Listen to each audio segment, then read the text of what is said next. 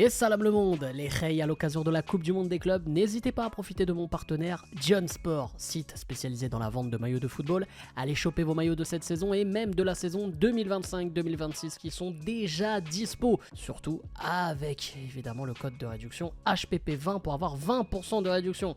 Et les supporters parisiens, une bonne nouvelle pour vous puisque le maillot avec l'étoile est dispo et le maillot collector aussi de champion d'Europe est accessible. Pour les frérots marocains, pas mal de maillots sont dispo également, donc profitez-en. Allez, bonne vidéo. Oh, rester éveillé jusqu'à 3 heures pour ça. Alors pas que pour perdre, hein, mais surtout pour perdre face à une équipe présidée par John Textor. Ça fait mal. Et salam le monde, c'est Hakim Babossi, j'espère que vous allez bien les amis. On se retrouve évidemment pour débriefer de cette rencontre entre le Paris Saint-Germain et Botafogo. Oui, cette nuit, le Paris Saint-Germain s'est incliné face à Botafogo.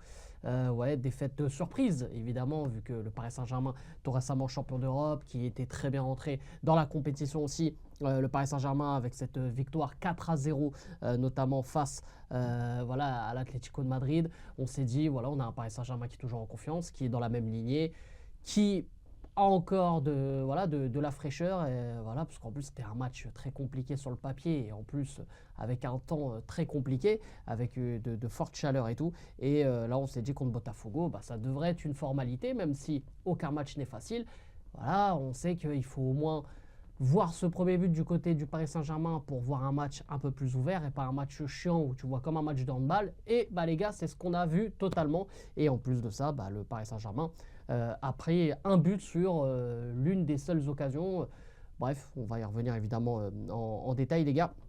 Mais avant ça, comme d'habitude, n'hésitez pas à lâcher un maximum de likes et surtout à vous abonner en activant cette fucking cloche, je compte sur vous. Et réagissez en commentaire juste sous la vidéo les frérots, vous réagissez sous la vidéo et vous me dites évidemment voilà tout ce que vous en avez pensé, vos tops, vos flops, bref, c'est à vous de jouer. Les gars, évidemment on va commencer par le commencement avec le 11 aligné par Luis Enrique, les gars, avec ce fameux 4-3-3. Alors il y avait pas mal de monde au repos. Voilà, on avait cette défense Beraldo-Pacho, hein, Beraldo qui est réellement maintenant le numéro 3 de cette défense centrale, Lucas Hernandez à gauche et Achraf Hakimi à droite. Le trio au milieu de terrain, donc Vitinha était resté et les autres, donc Joao Neves et notamment Fabien Ruiz ont été remplacés par Mayoulou et Zaïre Emery. Et le trio d'attaque, Gonzalo Ramos en pointe, Kvaratskhelia à gauche, Désiré Doué à droite. Les gars, sur ce 11, moi, voilà, on va pas faire les mecs maintenant, voilà, le match est passé, on a perdu, il aurait pas dû faire tourner, je sais pas quoi. Pour moi, c'est pas un scandale de faire tourner, et puis les joueurs qui rentrent sont des joueurs quand même qui ont prouvé à chaque entrée et qui voilà, méritent aussi de débuter un match. Je pense à des Zaïre Emery, Mayoulou, voilà, c'est des joueurs qui ont fait beaucoup de sacrifices voilà, pour l'équipe, notamment Zaïre Emery, je pense à lui qui a joué même latéral droit dans la saison. Lucas Hernandez qui est revenu de blessure, qui n'a jamais eu vraiment voilà, sa chance, même si pour moi sa chance ça peut être très compliqué parce que tu as Pacho, Marquinhos, c'est imbougeable. Nuno Mendes, latéral gauche, j'en parle pas. Donc voilà, c'est pour un peu faire tourner aussi, faire souffler les autres. Donc pour moi, c'est pas un scandale. Même si je pensais pas qu'il allait faire autant tourner, dans le sens où moi je pensais qu'il allait attendre le troisième match. Et je pensais qu'il voulait voilà, régler ça en 2 matchs. Et au troisième match, on fait tourner, on fait souffler.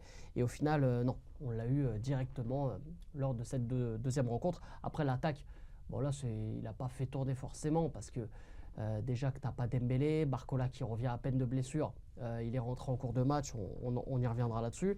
Donc voilà, c'est une équipe qui a été tournée à quelques postes, pas totalement, mais voilà. Et après, quand on sait la force de ce milieu de terrain à la base, peut-être que ça y jouait. Bref, on va y revenir évidemment en détail. Donc les gars, le Paris Saint-Germain qui débute bien la rencontre avec une très grosse occasion de Kvaratskhelia après 1 minute 17. Le Géorgien qui déborde sur le côté gauche, qui rentre avec son pied droit comme il a l'habitude de faire. Grosse frappe et parade du gardien de Botafogo. Tout simplement les gars, là malheureusement on va faire beaucoup de et si. Et malheureusement, ce et si, ça va me rappeler le Paris Saint-Germain du début de saison. Et je vais m'expliquer, parce que le Paris Saint-Germain de ce début de saison, où ça jouait pas si mal, mais il n'y avait pas la réussite. Donc évidemment, s'il n'y a pas la réussite, derrière, bah, c'est soit tu fais 0-0, soit tu perds 1-0 sur un but à la con. Bon, voilà, c'est ce qui est arrivé. Et c'est surtout que si, malheureusement, voilà, le SCSI, si Kvaratskhelia marquait, on n'aurait pas parlé du même match. Alors que le PSG face à Atlético a concrétisé ses plus grosses occasions. Il n'y a pas eu de...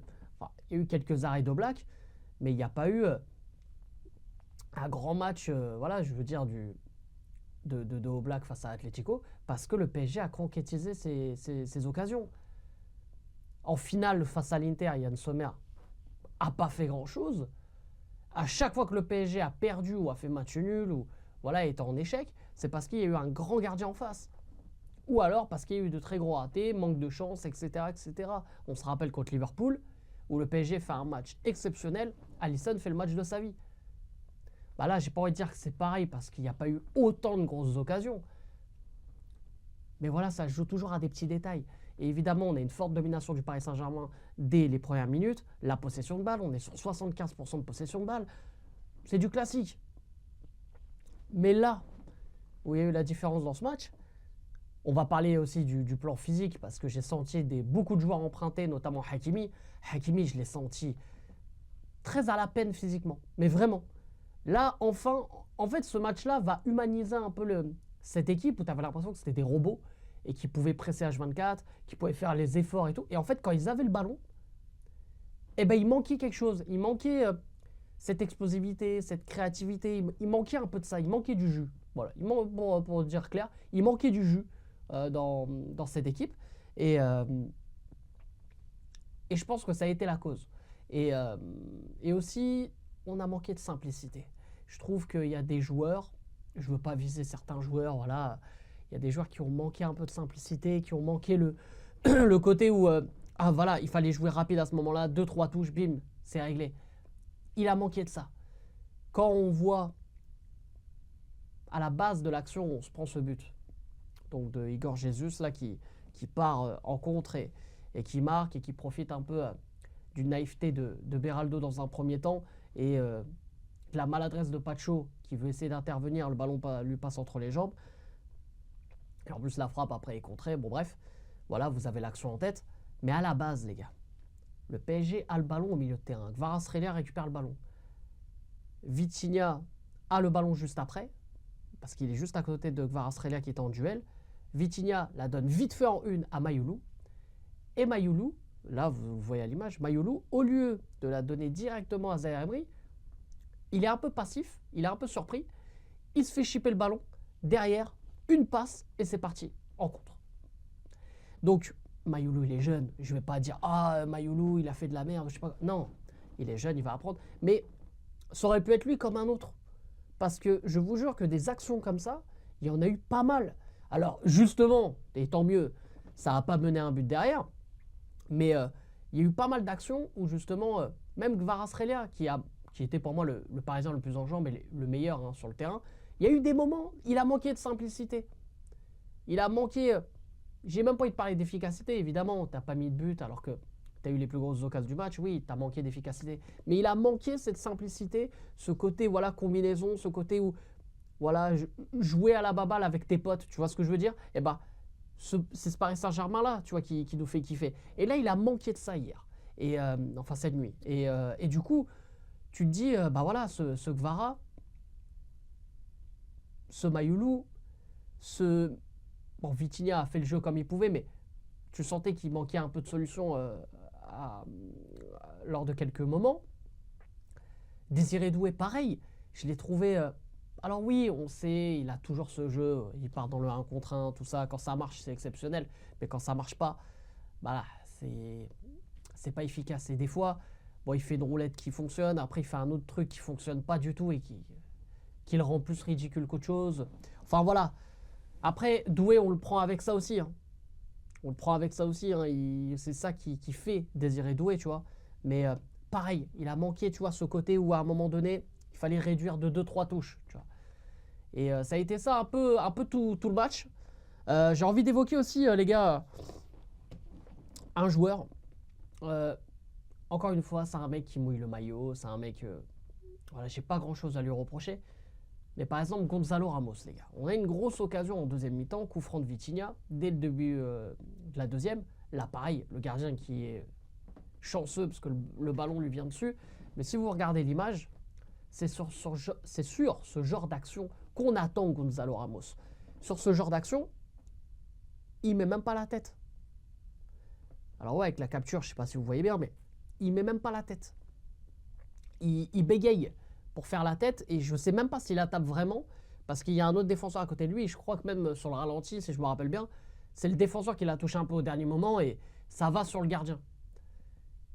Mais Gonzalo Ramos, oui, pour moi, il n'est pas adapté au jeu de Luis Enrique. On le sait. J'invente rien. Voilà, on le sait.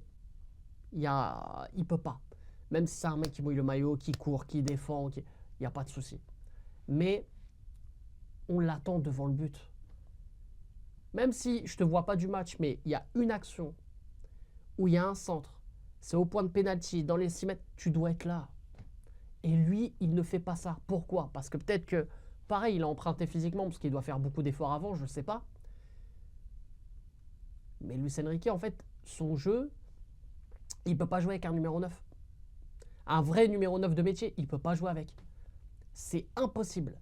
Ça ne marche pas avec un numéro 9. Et on l'a vu avec Gonzalo Ramos. Regardez même sur cette action, Hakimi fait d'ailleurs son seul débordement du match. Il centre, enfin il va pour centrer. Les mecs, ils sont trop loin. Kvara est trop loin. Après, je crois même au second poteau, si je dis pas de bêtises, je crois que c'est du Nuno Mendes. Tous les joueurs sont loin.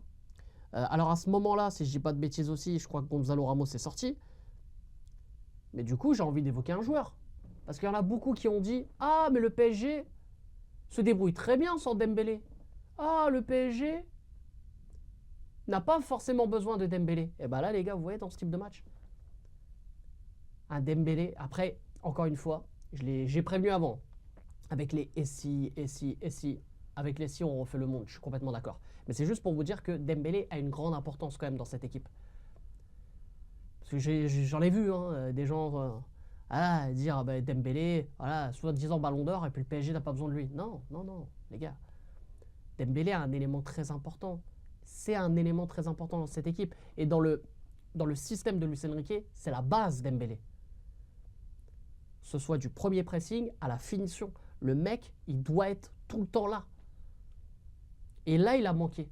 Parce que vous n'allez pas me dire que dans ce genre d'action, un Dembélé n'aurait pas coupé devant, un Dembélé n'aurait pas été renard des surfaces. Parce que s'il y en a qui ne se rappellent plus de cette action, le gardien qui sort au même moment veut essayer de la capter, il ne la capte pas, le ballon roule et tout. Et là, vous allez me dire un Dembélé qui a été renard des surfaces durant toute la saison, il ne serait pas passé par là. Après voilà, c'est des SI, je suis d'accord. Mais c'est juste pour vous dire l'importance qu'aurait eu Ousmane Dembélé dans cette rencontre. Bon les gars, j'ai un truc dans l'œil depuis tout à l'heure, je sais pas c'est quoi frère. Ah c'est Gonzalo Ramos, il m'a jeté l'œil frère, je sais pas. Mais bon bref. Mais tout ça pour dire que voilà, le Paris Saint-Germain a perdu. Je vais pas parler d'arbitrage, l'arbitre a été catastrophique. Mais des deux côtés. Hein. Pour moi, ça a été des deux côtés. J'ai trouvé un arbitre assez moyen, donc un arbitre canadien assez moyen et voilà, c'était pas un match agréable à regarder non plus, puisqu'on a vu voilà, des joueurs brésiliens qui ont joué leur jeu, le bus, qui méritent cette victoire. Hein. Je ne suis pas là à faire le rageux ou quoi, qui méritent cette victoire et qui ont joué le jeu qu'il fallait pour jouer et surtout pour gagner face au Paris Saint-Germain. Parce que Botafogo a joué, on va dire joué, pour gagner. Là, c'était un match pour gagner. Ils ont cassé le jeu, ils ont fait beaucoup de fautes, ils ont été évidemment, voilà, toujours là à mettre la pression sur l'arbitre, du banc comme sur les joueurs sur le terrain. Voilà, ils ont fait le jeu qu'il fallait. C'est le jeu qu'il fallait faire. Et moi, j'ai même envie de conclure sur un truc, c'est que cette victoire-là, moi, ne m'inquiète pas du tout. Ça ne m'inquiète pas du tout parce que, voilà, une victoire contre Seattle et le PSG est qualifié. Il n'y a pas, voilà, il n'y a pas à paniquer, les gars. Il n'y a pas à paniquer. Si le PSG gagne contre Seattle, le PSG voilà, sera qualifié. Même si l'Atlético de Madrid gagne contre Botafogo, donc ça fera 3 équipes à 6 points. Avec la différence de but, voilà, je pense que ça le fera. Alors, je sais que j'étais en live sur TikTok, on me parlait du goal average particulier. Donc là, ça ferait 3 équipes à égalité s'il y a le goal average particulier. Ce serait la meilleure attaque. Le PSG a mis 4 buts lors du premier match. Contre Seattle, je ne les vois pas mettre voilà, moins de 2 buts. Donc je pense que ça le fera. Après, ça peut être serré quand même, parce qu'il y a Botafogo qui a mis 3 buts, l'Atlético qui a mis 4 buts. Du coup, non, qu'est-ce que j'ai? Non, ils ont mis 3 buts, et Botafogo 3 buts. Donc on est à 4-3-3. Bon bref, on verra, mais il n'y a pas à stresser les gars. Le PSG gagnera contre Seattle, et par contre le PSG a de fortes chances d'être deuxième du groupe. Mais ça, c'est encore autre chose, puisque je vous le rappelle les gars, le PSG affronte voilà, pour les huitièmes de finale, un adversaire dans la poule de l'Inter Miami, d'ailleurs avec Léo Messi qui a été chaud aussi hier soir. Moi les gars, pour moi ça m'inquiète pas. Je pense que ce match va humaniser cette équipe, ça va la rendre un peu plus humaine, j'ai envie de dire, puisque quand on entend voilà, tous les médias depuis quelques jours, c'est limite l'une des meilleures équipes de tous les temps.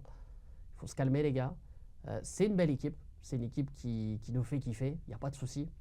Mais il faut se calmer un petit peu et je pense que même les joueurs, je pense pas que les joueurs dans leur tête étaient non plus voilà, en mode grosse tête ou quoi. Je pense que c'est physiquement où ils ont été plus à la peine.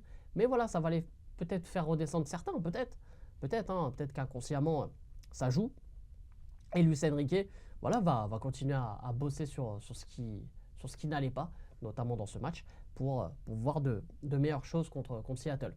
Les gars, je pense que vous avez remarqué, j'ai pas voulu parler de Kangin Lee. Encore une fois, je voulais pas viser un joueur ou quoi, mais je pense que en disant juste ça, t'as compris ce que je pensais de lui. Bref, sur ce les amis, n'hésitez pas comme d'habitude à lâcher un maximum de likes et à vous abonner en activant cette fucking cloche et bien sûr vous dites en commentaire tout ce que vous avez pensé de cette rencontre. Ça vous jouer juste sous la vidéo. Sur ce, c'était Hakim Pas Possible. Je vous aime, je vous laisse et bien sûr, ici c'est Paris et allez le foot.